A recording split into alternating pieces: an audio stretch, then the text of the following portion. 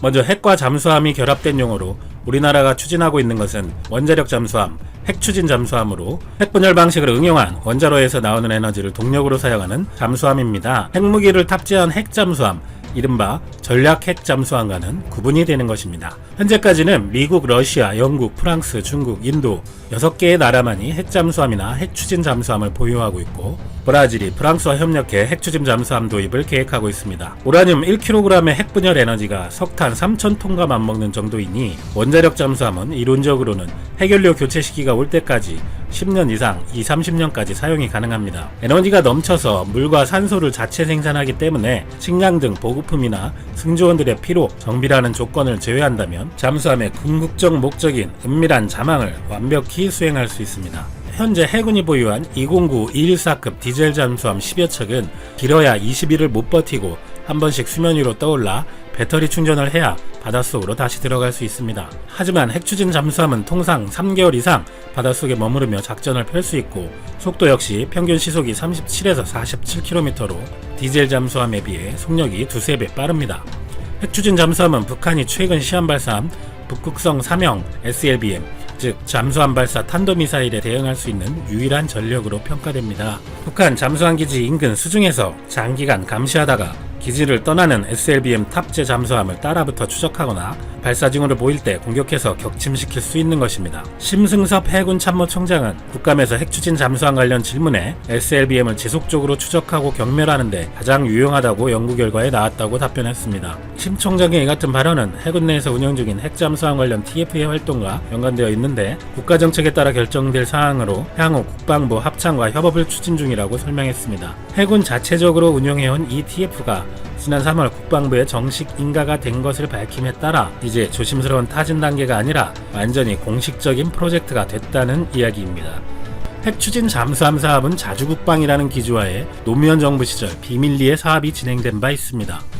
2003년 6월 2일 노무현 대통령에게 승인을 받아 362 사업으로 불린 이 사업은 3조 5천억 원을 들여 한국형 핵추진 잠수함 3척을 건조할 계획이었습니다. 2006년까지 개념 설계를 마친 뒤 2007년부터 건조에 착수해 2012년 1번함을 배치하고 2-3년 간격으로 2번함, 3번함을 진수한다는 청사진을 가지고 있었지만, 당시 북한이 핵확산 금지조약 NPT 탈퇴를 선언하면서 2차 핵위기가 고조된 분위기에 더해 정부가 사업을 추진 중인 사실이 언론을 통해 외부에 알려져 논란이 되었고, 중단된 이유는 연료인 농축 우라늄 확보 문제와 미국 등 주변국의 반대가 주 원인으로 알려져 있고, 우리 내부적인 문제로는 해군 예산의 문제로 이지스함 도입과 우선순위에서 밀린 것이다 라는 이유도 있습니다. 핵 잠수함의 강점이 장기간의 잠수 작전인데 결국은 적군의 탐지를 피해 다녀야 하는 건 마찬가지이며, 영원히 적국 해역에서 숨어 다닐 수는 없으며 적의 추격으로부터 아군 해상 세력권으로 복귀해야 합니다. 그런데 만약 기초 해군력이 약하다면 해상 세력권도 극도로 접을 수밖에 없고, 피할 곳 없는 핵잠수함의 생존 확률도 희박해진다는 이유로 한정된 예산에서 후순위로 밀린 것이라는 분석으로 당시 우리의 해군력이 상대적으로 약했기 때문이라는 의견입니다. 이렇게 좌절되었던 한국의 핵추진 잠수함 도입 가능성이 높아진 이유는 앞서 말씀드린 바와 같이 해군이 적극적인 행보를 보이고 있고, 대외적으로 북한이 발사한 SLBM을 저지할 다른 방안이 없다는 것입니다. 일단 우리나라의 현재 북한의 핵미사일 위협에 대응은 한국형 미사일 방어체계, 킬체인, 압도적 대응 등 한국형 3축 체계입니다. 한국형 미사일 방어 체계는 지상발사 탄도미사일조차 효과적인 요격이 곤란한 상황으로 레이더의 사각지대에서 발사된 SLBM에 대한 대응이 불가하며, 신의 방패라고 불리는 이지스함도 북한이 올해 쏜 11차례 미사일 중 5차례 탐지를 못했다는 보도가 있는 등 완벽한 것이 아닙니다. 적의 공격 징후를 감지해 선제 타격하는 킬체인은 정찰위성, 통신위성 등과 공중 조기경보 통제기를 이용해 표적을 탐지하고 이상 징후를 판단해 군함, 전투기, 미사일 등으로 적이 발사하기 전에 선제 타격한다는 것인데, 사실상 이동식 미사일에 대해서는 불가능한 얘기이며 아예 바닷속으로 들어가는 잠수함은 말할 것도 없는 것으로 판단됩니다. 그리고 압도적 대응은 북한이 핵미사일 공격을 할 경우 대규모 미사일 발사로 보복한다는 전략인데, 어디까지나 핵발사 후 사후적 조치로 이 기존의 삼축 체계는 북한의 SLBM을 방어할 수 없는 상황이라는 것입니다. 따라서 우리는 현재 유일하게 SLBM을 사전에 막을 수 있는 핵추진 잠수함 보유를 할 수밖에 없는 상황이고 여러 제약 조건을 풀어야만 할 것입니다. 핵추진 잠수함을 보유하는 방법은 일단 국외 도입을 하는 방법이 쉬울 수 있는데 프랑스의 바라쿠다급을 도입하고 있는 브라질의 사례처럼 기술 도입, 제작을 할 수 있을 것입니다. 그 다음 가장 좋은 국내 자체 개발에 대한 전문가들의 의견을 살펴보겠습니다. 선체, 전투체계, 소나체계 등 기본적인 잠수함의 제작에 대한 기술은 현재 우리 해군은 장보고 3 배치 2까지 진행하고 있기 때문에 문제가 없을 것입니다. 핵심적인 원자로의 경우 서균열 서울대 원자핵공학과 교수는 미국은 98%까지 농축된 우라늄을 핵잠수함 연료로 쓰고 있어 연료 재장전 없이 영구적인 수중 작전이 가능하다.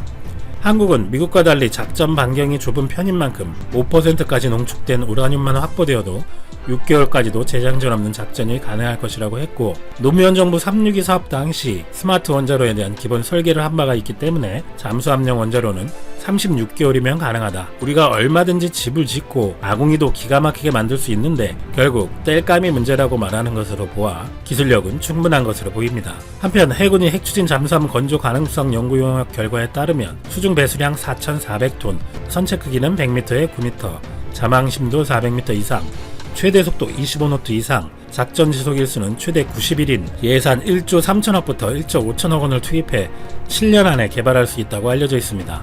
이렇게 자체 개발도 기술적인 문제는 없는 상황에서 가장 중요한 문제는 2015년 개정된 한미 원자력 협정에 미국산 우라늄을 20% 미만으로만 전농축할 수 있다는 점과 군사적 목적으로 사용할 수 없다는 부분이 명시돼 있어 핵을 연료로 잠수함을 운용하는 것이 제한되고 있는데 평화적 목적이라는 것을 확인하고 일부 개정을 해야 합니다. 2017년에 핵추진 잠수함 보유에 미국이 동의했다는 보도가 있었지만 청와대에서는 부인한 적이 있습니다.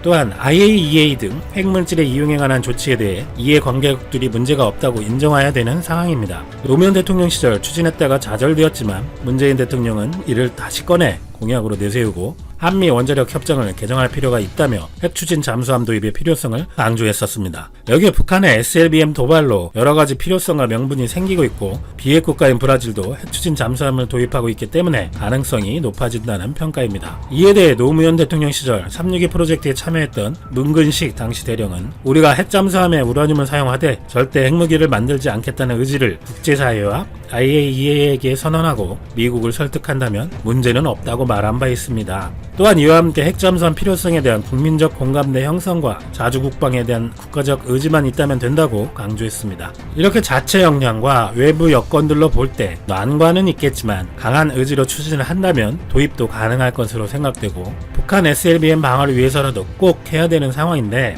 핵추진 잠수함이 배치된다면 이외에는 어떤 위력이 있을까요? 2024년 전력화 예정인 장보고 3 배치 2에는 기존 배치 1에 6개에서 10개로 늘어난 수직 발사관에서 사거리 800km의 현무 2C 탄도미사일, 사거리 1500km의 현무 3C 순항미사일이 탑재될 것으로 보이는데 이것만 해도 북한은 물론이고 중국 북경을 넘고 일본 전역이 사정거리 안에 들어옵니다. 더 은밀하고 작전 반경, 시간이 넓어질 핵추진 잠수함이라면 말할 것도 없이 북한뿐만 아니라 중국, 일본에 대한 강력한 억제력이 될 수 있을 것입니다. 특히 일본은 한국의 장보고 3 잠수함 계획에 의해 수직 발사관을 장착해 탄도미사일, 순항미사일 1500km까지 발사할 수 있는 것에 대해 히스테릭한 반응을 보였었는데요. 여기에 그 잠수함이 핵추진 잠수함으로 더욱 업그레이드 된다면 아마 덜덜 떨며 반대할 것은 명확하해 보입니다. 일본은 북한의 SL 비행과 핵에 대해서는 기존에도 한국을 연관시켜 이율 배반적 반응을 보인 바 있습니다. 전 항공자위대 중장이자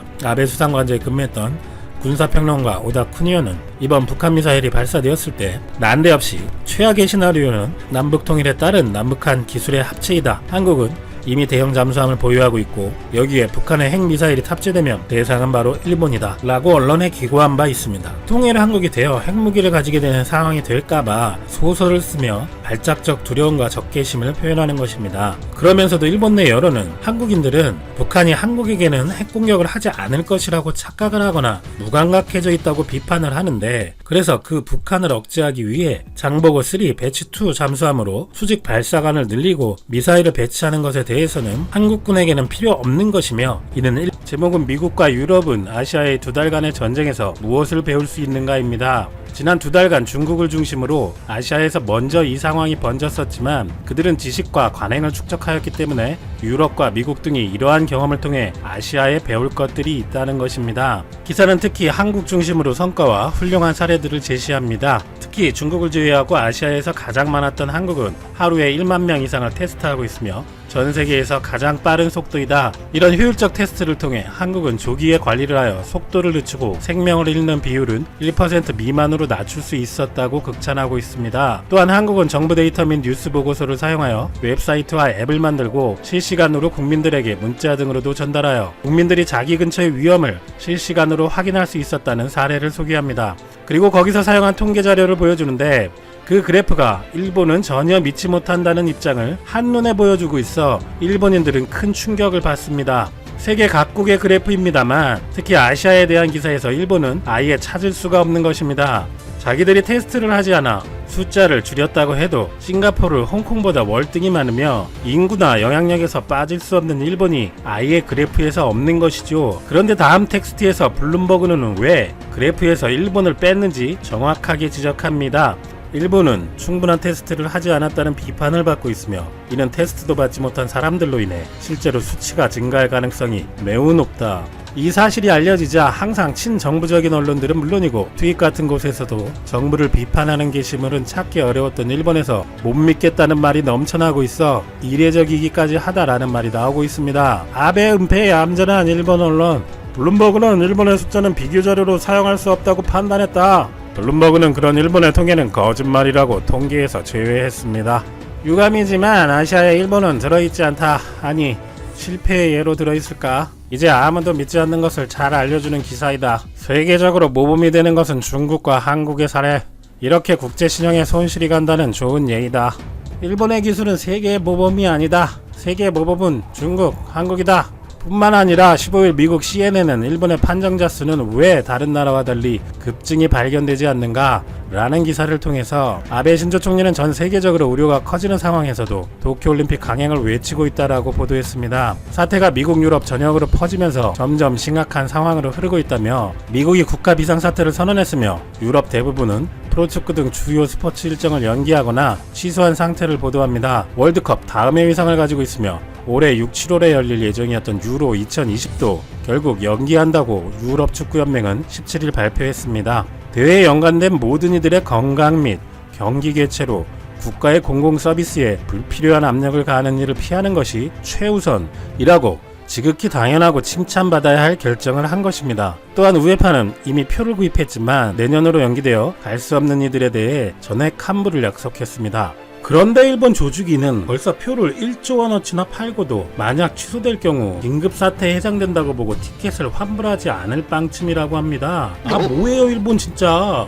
중고로운 평화나라예요? 일본의 아베 신조 정권은 요지부동입니다. 그들은 이상한 근거를 바탕으로 올림픽 정상 개최가 가능하다고 주장하고 있습니다. 아베 총리는 기자회견에서 다시 한번 올림픽 강행을 선언했습니다. 그는 트럼프 대통령과도 합의한 문제라며 여론 진화에 나섰습니다. 문제는 아베만 빼고 온 세상이 알듯이 이 수치가 신뢰할 수 없다는 것이죠. 꾸준히 일본의 비판을 가하던 CNN은 아베 총리의 발언을 전하며 전 세계에서 혼자만 그래프가 이상한데 세계적으로 모든 스포츠 행사가 취소되는 상황에서도 올림픽 강행을 외치고 있다라고 비판했습니다. 그런데도 이제 세계 선진국의 모델이 되고 있는 한국의 신속하고 엄청난 양의 테스트, 이를 위한 자동차 이동 방식도 전 세계에서 혼자 조롱하고 있으며 한국이 큰 혼란에 빠져 있다고까지 이야기하며 자신들을 정당화하고 있습니다.